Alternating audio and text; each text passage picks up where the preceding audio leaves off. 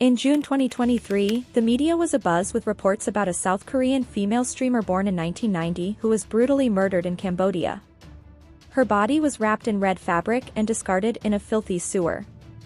The main suspects in this case are a Chinese couple, which sparked widespread public outrage and quickly became a hot topic on Chinese social media due to the suspicions surrounding the case, as well as the suspect's nationality.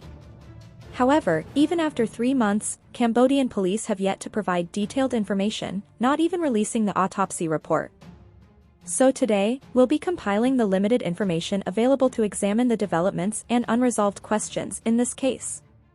On June 6, 2023, in a village on the outskirts of Phnom Penh, a bulldozer driver accidentally discovered a red object tied with electrical wire in a nearby sewer. He called security over, and upon closer inspection, they were horrified to find it was a human body, prompting them to immediately notify the police. When the police arrived at the scene, they pulled the red object out of the water and identified the victim as a woman between 30 and 40 years old, with fair skin. Although her face was disfigured, they could still tell she had East Asian features. Police found clothing and some personal items belonging to the victim, but no phone. According to reports from Cambodia, Central Police conducted a preliminary examination of the body and found the victim's face was swollen, with fractures in the eye sockets and neck, and bruises on her head and body, suggesting the victim was assaulted. The victim was not wearing a bra, and her underwear was on backward, indicating possible sexual abuse. Based on personal belongings, police speculated that the victim might be South Korean and contacted the South Korean embassy in Cambodia to confirm her identity. After fingerprint comparison, they identified the victim as Byun Yang, a 33-year-old South Korean woman who arrived in Cambodia on June 2 for tourism. Yang was born on June 10, 1990, and before her death, she was a popular streamer on Africa TV, one of South Korea's largest live streaming platforms. She also had Instagram and YouTube accounts with thousands of followers and had participated in several live streaming platforms in China, where her fans affectionately called her Yijin. In March of this year, she suddenly announced on Instagram that she would be taking a break from social media, surprising both her fans and friends.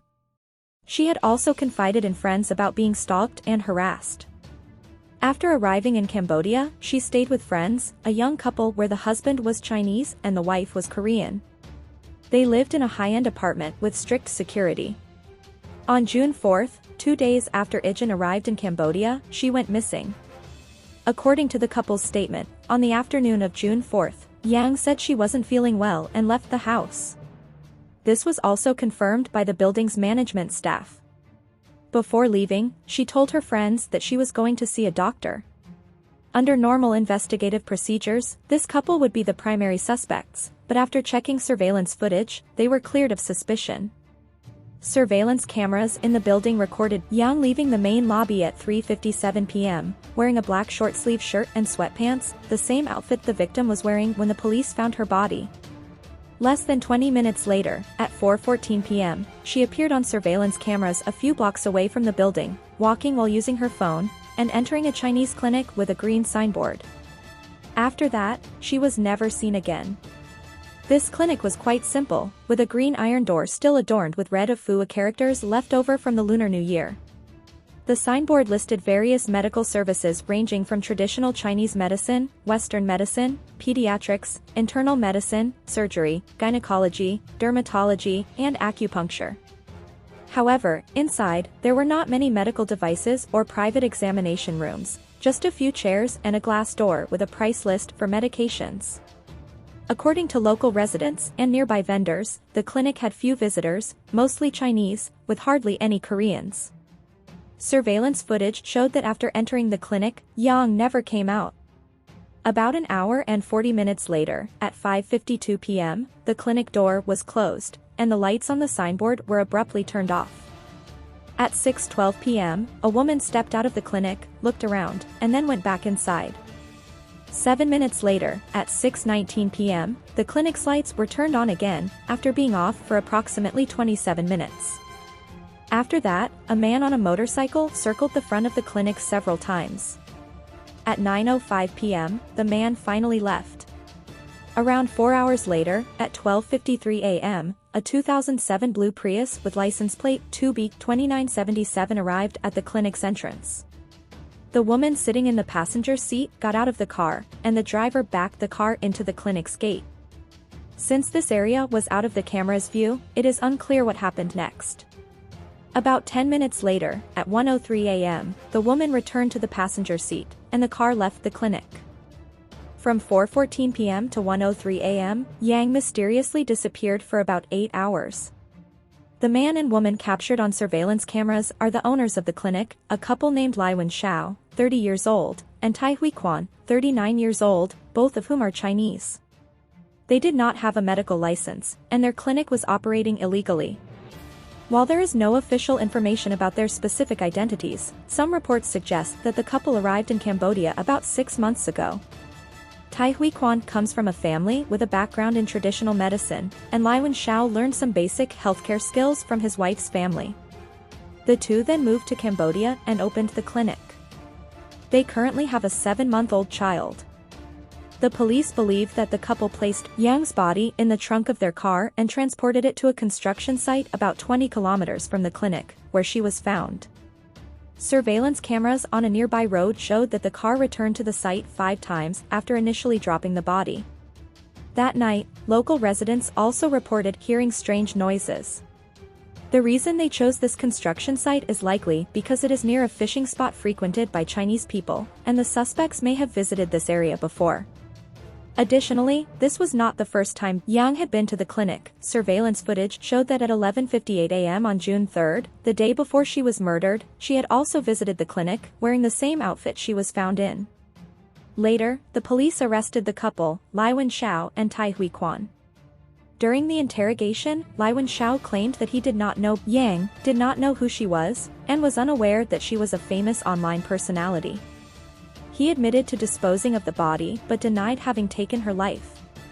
According to Lai Wenxiao's testimony, on June 3, which was the first time Yang visited the clinic, she only rested briefly and then left. On June 4, the day the incident occurred, she returned to the clinic and requested that Lai Wenxiao inject her with a prohibited substance. However, he refused and instead suggested administering a serum to boost her immune system. Lai Wenxiao stated that after the serum was administered, Yang began convulsing.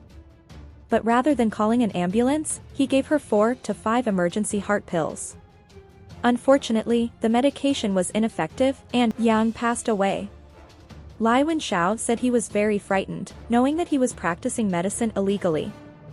Additionally, he feared the outdated and corrupt judicial system in Cambodia and didn't have the money to bribe officials or deal with the situation, so he did not dare to report the incident.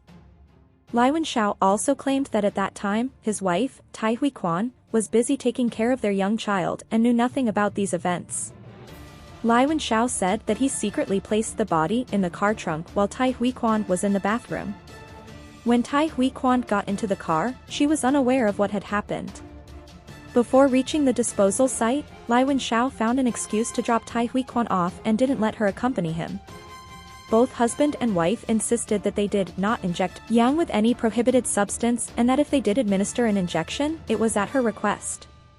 Lai Wenxiao stated that when Yang came to his clinic, she already had injection marks on her body from a previous treatment. He also said that Yang had repeatedly insisted on being injected with that specific substance at his clinic. The couple maintained that they didn't know anything else and had no intention of hiding anything. However, reports from South Korea indicated that the substance Yang might have been injected with was propofol, an anesthetic known for its pain-relieving, anti-anxiety, and sleep-inducing effects. It can also induce euphoria similar to that caused by illegal drugs, leading to addiction. In the South Korean entertainment industry, this drug is popular and is referred to as happy milk or milk of amnesia. Earlier this year, famous South Korean actor In was arrested for using this drug. Investigative journalists conducted a survey in Phnom Penh, Cambodia, and found that with just $13, you could buy 50 milliliters of propofol from any roadside pharmacy. Subsequently, the journalists also investigated some pharmacies near Yang's apartment, but the staff there said they had never seen her purchase drugs. A Cambodian investigator reported that the urine test results of the body were negative. Cambodian investigative methods and testing techniques are known to be outdated, and the autopsy report provided by the police could be considered a detailed report, but it contains many contradictions. The report described swelling of the eye sockets and head, bruises, and signs of being beaten on the body, but these initial reports were later changed to unable to determine if the injuries were caused by violence or torture. Moreover, due to the lack of DNA testing techniques, when faced with accusations of assault, Lai Wenxiao bluntly stated, "If you suspect I raped her, then check the DNA. If I did that, there should definitely be DNA evidence, right?" Of course, there is another possible explanation that Yang was not actually beaten. Given the hot weather in Cambodia, the victim's body, after dying in the clinic on June 4 and being discarded in the early morning of June 6, was then found on the morning of June 6. By then, it had already been submerged in muddy water for at least a day.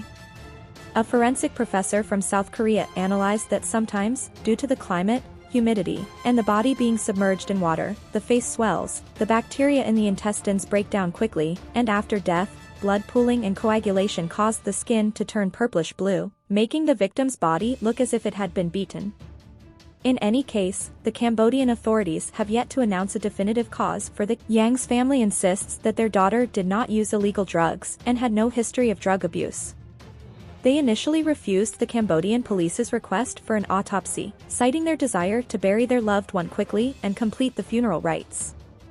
However, under Cambodian law, if the prosecutor orders an autopsy, this request cannot be denied.